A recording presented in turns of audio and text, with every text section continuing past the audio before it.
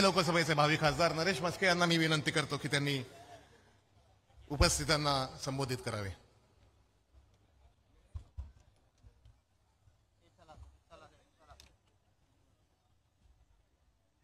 माननीय राजसाहेब ठाकरे यांच्या उपस्थितीमध्ये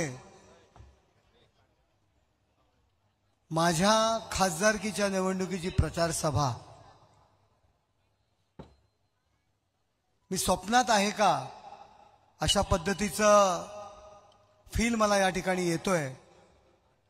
ज्या नेत्याने बोट धरून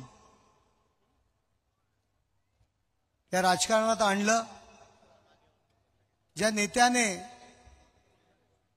सर्वप्रथम एक कॉलेज प्रमुख म्हणून माझ्यावरती जबाबदारी दिली भारतीय विद्यार्थी सेनेची, आणि त्याच नेत्याच्या उपस्थितीमध्ये माझ्या खासदारकीची पहिली प्रचार सभा।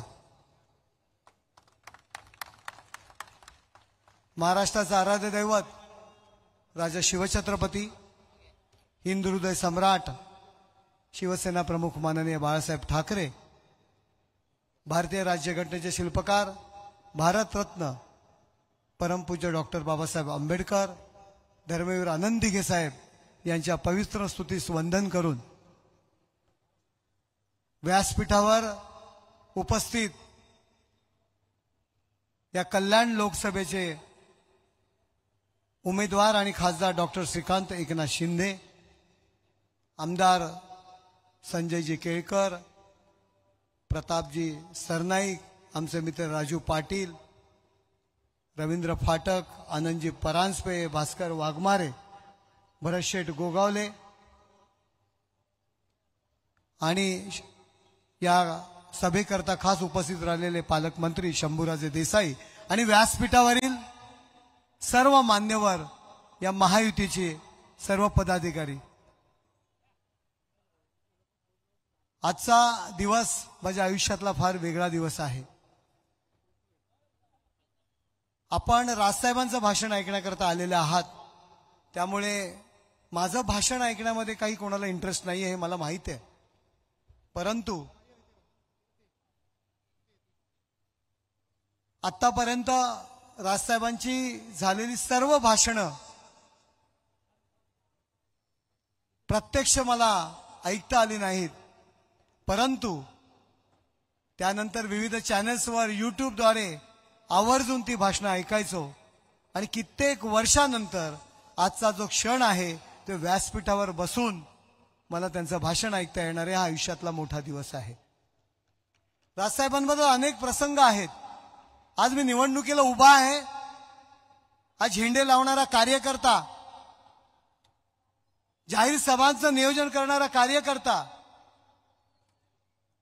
सभेला माणसं कशी आणता येईल, गर्दी कशी जमवता येईल, आपल्या पक्षाचा उमेदवार लोकांसमोर कसा नेता येईल, आंदोलन कसा करता येईल, याचं नियोजन करणारा कार्यकर्ता आज खासदारकीसाठी उभा आहे।